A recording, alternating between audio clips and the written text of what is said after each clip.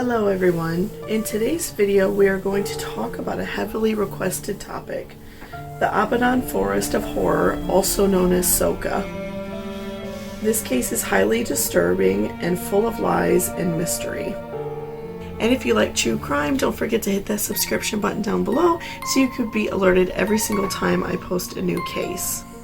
On March 22nd, 2014, a commercial motorcyclist unintentionally discovered a section of the SOCA forest that was littered with dead bodies, clothing, wallets, and several victims that were hurt and emaciated.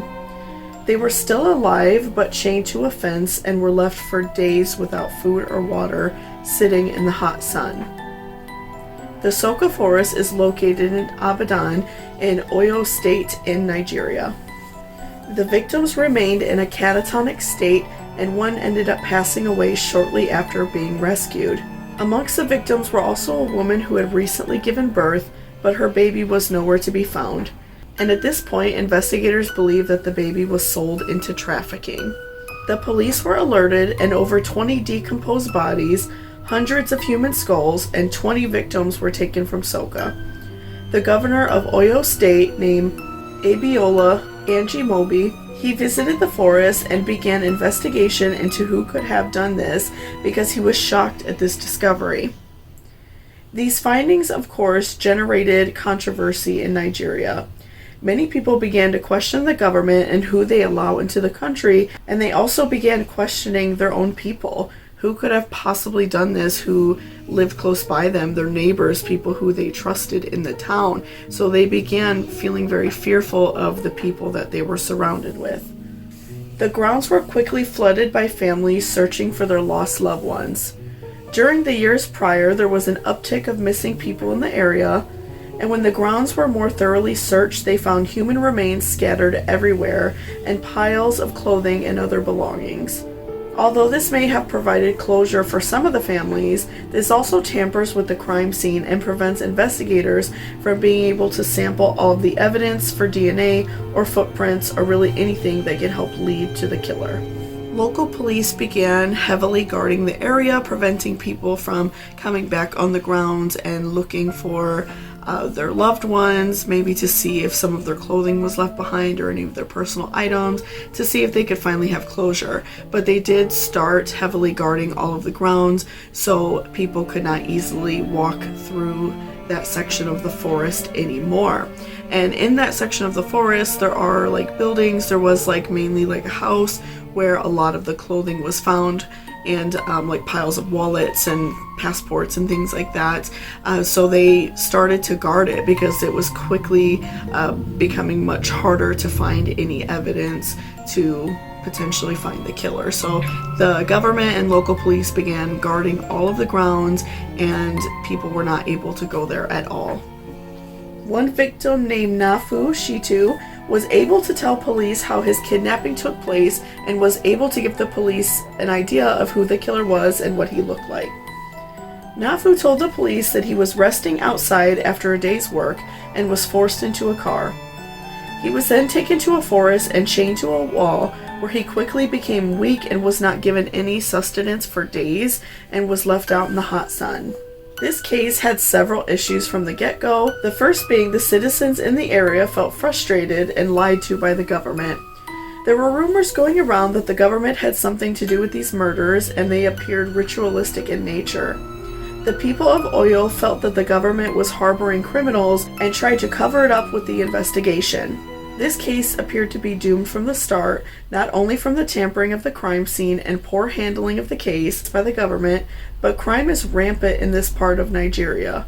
Kidnapping is very common, and there are many small and large groups that move from town to town, destroying the area and taking all of its resources and killing its citizens. They often sell the children into trafficking. So because of this, the police believe that one of these groups were responsible for the murders until they found this man. Kí n tó lọ pa àwọn èèyàn, máa kọ́kọ́ lọ sọ́dọ̀ àbá, wọ́n dẹ̀ máa ní kí n kúlọ̀ kí n díjú. Wọ́n máa pọ̀fọ̀, tán bá dẹ̀ ti pọ̀fọ̀ tán, wọ́n máa ní kí n lanu, wọ́n á fi nǹkan tọ́ mi lẹ́nu lẹ́ẹ̀mẹ́ta.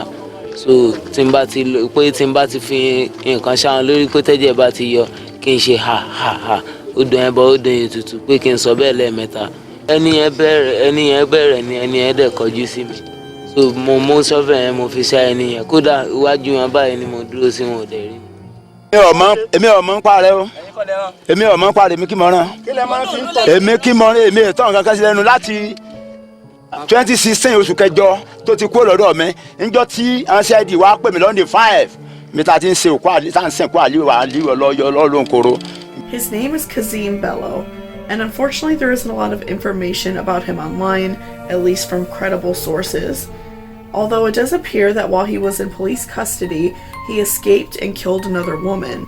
And unfortunately, when he attacked this woman, when he escaped from prison, she was able to escape. So he didn't directly kill her right then and there. She was able to escape from him, and she went to a local hospital, and they refused her help because they said they were too busy. So she ended up dying alone in the street when her death could have easily been preventable. It appears as if this case is taking a long time to put together and to fully prove that Kazim committed this crime. It does appear that investigators are having trouble piecing together exactly what he did and if anybody else was involved, because he has not named anyone else.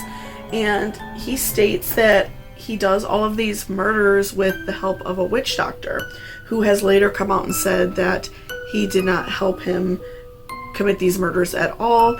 And so Kazim claims that he goes to a witch doctor who gives him some sort of spell and gives him the courage, the muster, whatever you would like to call it, to go out and commit these murders. But the man that he named that was his doctor, like I said, has stated that that is not true. And there are really not many updates for this case since around like last August. So I'm not really sure if they have charged him with anything. I would imagine they haven't, because I feel like there would have been some sort of article out about what he did, or like a comprehensive like storyline of exactly how he committed this. And I do really feel like there are more people, just because he does seem like a younger guy, and that is a lot of people. You know, that's a ton of people that he killed and kidnapped. Even 20, you know, the 20 people that were alive and they were able to save, that's a lot to do. And so I do feel like there maybe were other people involved, and maybe Kazim has some sort of mental illness issue going on, where maybe he didn't do it. Maybe he is like claiming this crime, which does happen, unfortunately, and he didn't really do it, you know, or he could have been working with a lot of other people that he doesn't want them to go to prison as well. So I'm just kind of curious to see how this completely plays out, because it still is really unsolved, because they're not able to piece a lot of the evidence to him to prove that he actually did it.